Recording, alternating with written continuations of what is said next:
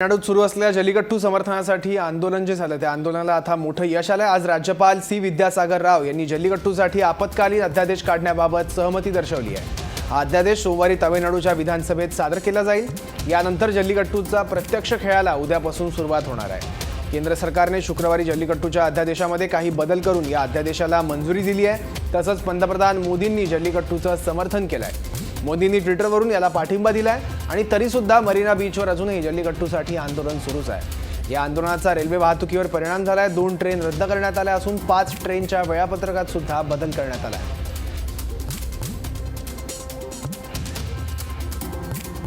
इससे जो समस्या है उसका कोई समाधान एक संपूर्ण समाधान नहीं निकल पाएगा, एक स्थायी समाधान नहीं निकल पाएगा। इस पर अभी बहुत काम करने की आवश्यकता है। इस पर लोगों को मिल बैठकर एक दूसरे के विचार समझने की आवश्यकता है। कहाँ पर कौन कितना धैर्य रखने की आवश्यकता किसको है, कहाँ पर कितना एडजस्टमेंट करना है आपस में, कहाँ पर आप एक दूसरे को अकोमोडेट कर सकते हैं, इन सब पर बातचीत करने की आवश्यकता है। और वो बातचीत तभी होगी जब कोई सच्चा नेतृत्व सबको साथ बिठा के बातचीत करने का प्रयास करे। उनकी एआईडीएम की सरकार को और दिल्ली की मोदी सरकार को उनके इस यूनिटी और उनके कल्चर को बचाने के सामने वो मजबूर हो गए और उन्होंने खुद एक नए ऑर्डिनेंस जारी करने के लिए आप देखिए कि घंटों में उस ऑर्डिनेंस को जारी करने की इजाजत दे दी।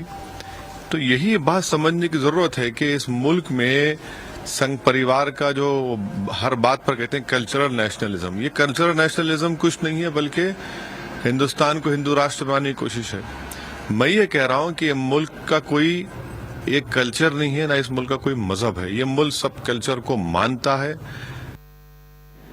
याबद्दल आणखी माहिती घेण्यासाठी आपला रिपोर्टर सुमेध आत्ता आपल्यासोबत आहे। सुमेध, आपण बघतोय जल्लीकट्टूचं जे आंदोलन होतं त्या आंदोलनाला आता कुठेतरी यश येताना दिसतंय। आज राज्यपाल सी विद्यासागर राव यांनी जल्लीकट्टूसाठी आपत्कालीन अध्यादेश काढण्याबाबत सहमती दर्शवली आहे। काय अर्थ काढायचा आणि काय महत्त्व आहे या सहमतीचं?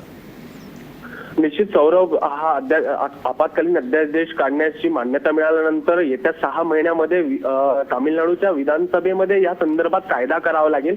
हा कायदा झाल्यानंतर जल्लीकट्टू संदर्भात जल्लीकट्टूवर जो बंदी लावली होती त्याला थोडं शिथिल करता येईल आणि त्यामुळे एक प्रकारे जल्लीकट्टू संदर्भात जे आंदोलक मरीना बीचवर जमले होते त्या आंदोलनाला एक प्रकारचं यश आलं असं म्हणायला काही हरकत नाही।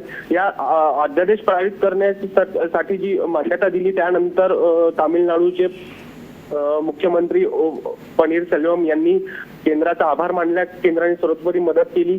त्या अगोदर काल कायदा आणि सांस्कृतिक मंत्रालयाने या अध्यादेशाला मान्यता दिली होती।